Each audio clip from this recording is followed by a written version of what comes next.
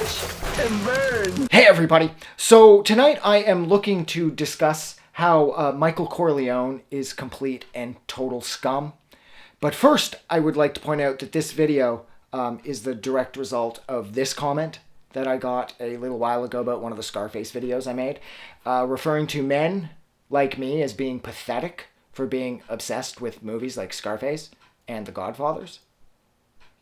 So, yeah. So if you're digging this and you like The Godfather, you're pathetic.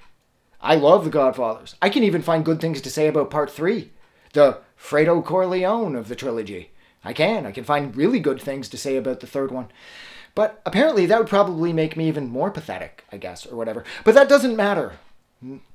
That is what kicked this off. And yeah, I would like to just hopefully quickly discuss how I'm mainly talking about how Michael Corleone is scum in relation to how he treats Kay and Apollonia. I mean, of course, Michael Corleone is a gangster, so he's killing people. So you could make the argument that, of course, he's scum. He kills people in order to get rich. But I don't feel that way. I see him as building an empire.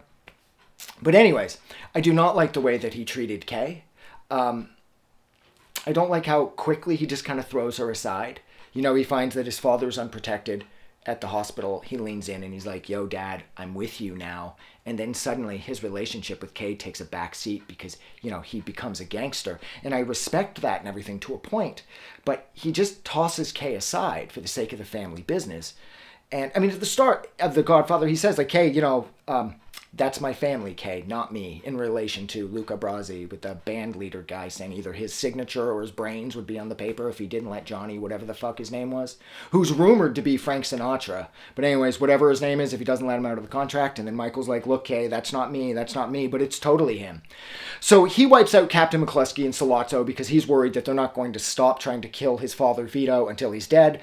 So he shoots them in the restaurant, then he has to take off to Italy for about a year in order to hide and lay low, let things cool down, because you don't just get away with killing a gangster who may be in bed with the Tattaglia family, as well as a captain from the police force.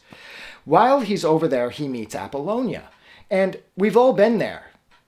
Well, not to Italy and meeting an Italian chick, but you know what I mean. You've been dating one person and you meet somebody else. And so no matter how difficult it is, you pick one over the other, but you don't keep both. And that's exactly what Michael does. He falls for Apollonia, doesn't seem to tell her that he's got Kay back in the West. And of course, we all know what happens to Apollonia. She is wiped out when his trusted bodyguard tries to blow him up with a car bomb. And then he goes home and he just kicks it off with Kay again. Oh, let's have some kids, Kay. Come on, got an heir apparent and all that. Got to have a son, got to have this continue on. And it just shacks back up with Kay. Like, oh, who cares? They're just women, right? So I hate that about him. And then when Kay finally says, like, look, no, there wasn't a miscarriage. It was an abortion because this has to end. He, like, loses his mind on her to the point where he completely cuts her out of her kid's life. Their kids' lives, sorry. And again, that's another fucking scumbag move on his part.